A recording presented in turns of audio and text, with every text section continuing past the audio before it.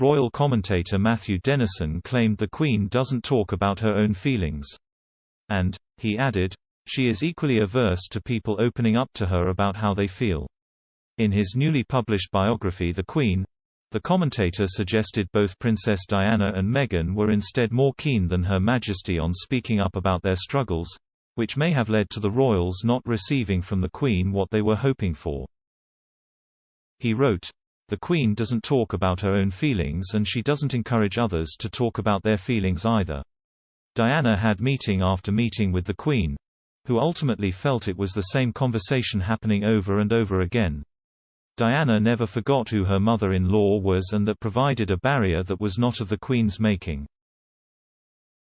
I don't know if Meghan was overawed in that sense, because Meghan was a grown woman with experience of life when she joined the royal family, whereas Diana was a young girl. But I think both women wanted something from the Queen that they didn't get. In his 1992 biography of Princess Diana, Her True Story, royal author Andrew Morton said the late Princess of Wales was quite simply terrified of the Queen during her first years as a royal. He wrote, "In the early days, Diana was quite simply terrified of her mother-in-law. She kept the formal obsequies, dropping a deep curtsy each time they met, but otherwise kept her distance." As Diana's marriage with Prince Charles started to break down, the Princess of Wales turned to the monarch for help, according to royal expert Ingrid Seward. And the Queen was keen to overlook the fact that Diana would sometimes show up unannounced at Buckingham Palace for a private audience, the expert also claimed. She wrote in The Queen and I, "At first, the Queen took a tolerant view of these unscheduled visits. Diana was usually in a lot better mood when she left than she was when she arrived," one of the Queen's staff recalled. In time, though, Elizabeth came to dread the meetings. After one session, a footman said, "The princess cried 3 times in a half an hour while she was waiting to see you." The Queen replied, "I had her for an hour, and she cried non-stop."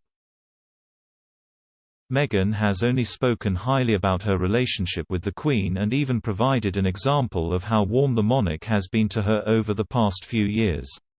During the Duke and Duchess of Sussex's landmark interview with Oprah Winfrey, Meghan said, "So, there's the family, and then there's the people that are running the institution.